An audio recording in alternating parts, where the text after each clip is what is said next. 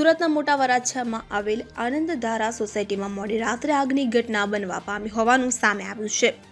સૂત્રોના જણાવ્યા અનુસાર આમ આદમી પાર્ટીના કોર્પોરેટર જીતુભાઈ કાછડિયાના બે માળના બંગલામાં રાત્રે આગ લાગતા અફરાતફરી મચી હતી।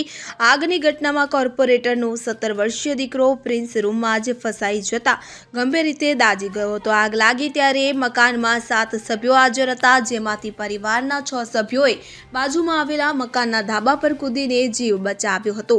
બેડરૂમમાં રહેલ 17 વર્ષીય પ્રિન્સ ધુમાડામાં ફસાઈ ગયો હતો અને બહાર નીકળી શક્યો ન હતો। ત્યારે વિકરાળ આગમાં દાઝી જવાથી ગંભીર રીતે પ્રિન્સ ઇજાગ્રસ્ત થયો હતો। ઘટનાની જાણ ફાયર વિભાગને કરવામાં આવતા ફાયરની ટીમોએ ઘટના સ્થળે પહોંચી આગ પર પાણીનો મારો ચલાવી આગ ઉપર કાબુ મેળવ્યો હતો। આ દરમિયાન બીજા માળેથી પ્રિન્સ ગંભીર હાલતમાં મળી આવ્યો હતો, જેને તાત્કાલિક સમીમેર હોસ્પિટલ ખસેડવામાં આવ્યો હતો, જ્યાં ફરજ પરના તબીબે તેને મૃત જાહેર કર્યો હતો કે જેથી પરિવારના નાના દીકરાનું મોત થતાં પરિવારમાં શોકનો માહોલ જોવા મળ્યો હતો। Bureau report CN24 news. હવે જુઓ દેશ દુનિયાની તમામ ખબરો તમારી આંગળીના ટેરવે।